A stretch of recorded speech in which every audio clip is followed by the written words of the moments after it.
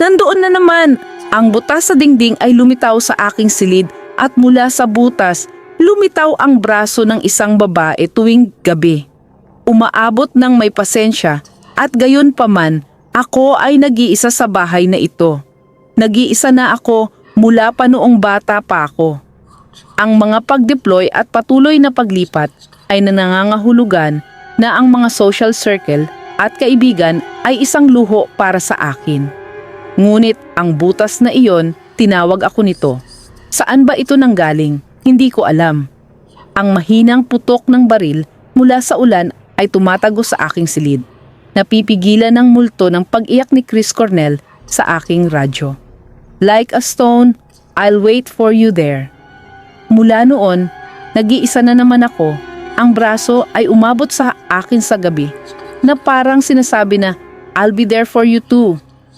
Lumaki ang aking paranoia sa ulan na tumatago sa butas kung saan ako naaakit ng braso tuwing gabi. Kaya't ipinasok ko ang aking kaliwang braso sa butas at bigla, sa isang pag-alog ng hindi mailarawan na sakit, nawala ang aking braso. Naputol na parang hindi ito umiral. Kaya't nag-iisa ako sa isang silid, nawawala ang isang braso. Kinabukasan, ang braso ay umabot muli sa akin. Sa pagkakataong ito ay lumaki ng malaki.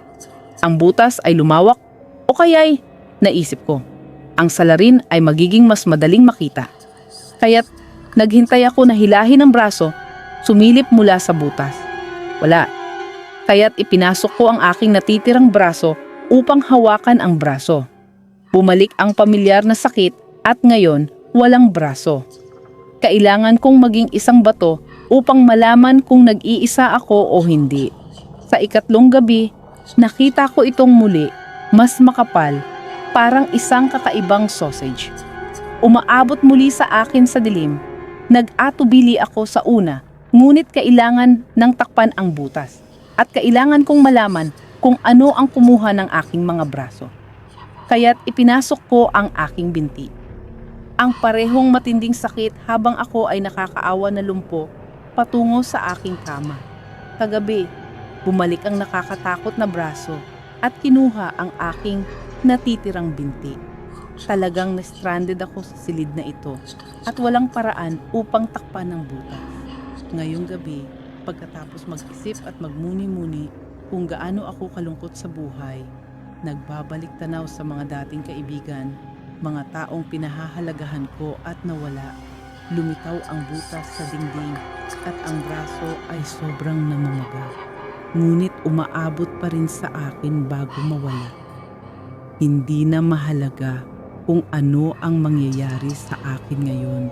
Hindi na ako mananatili dito. Ipapasok ko ang aking ulo sa butas at sisigaw ng tulong.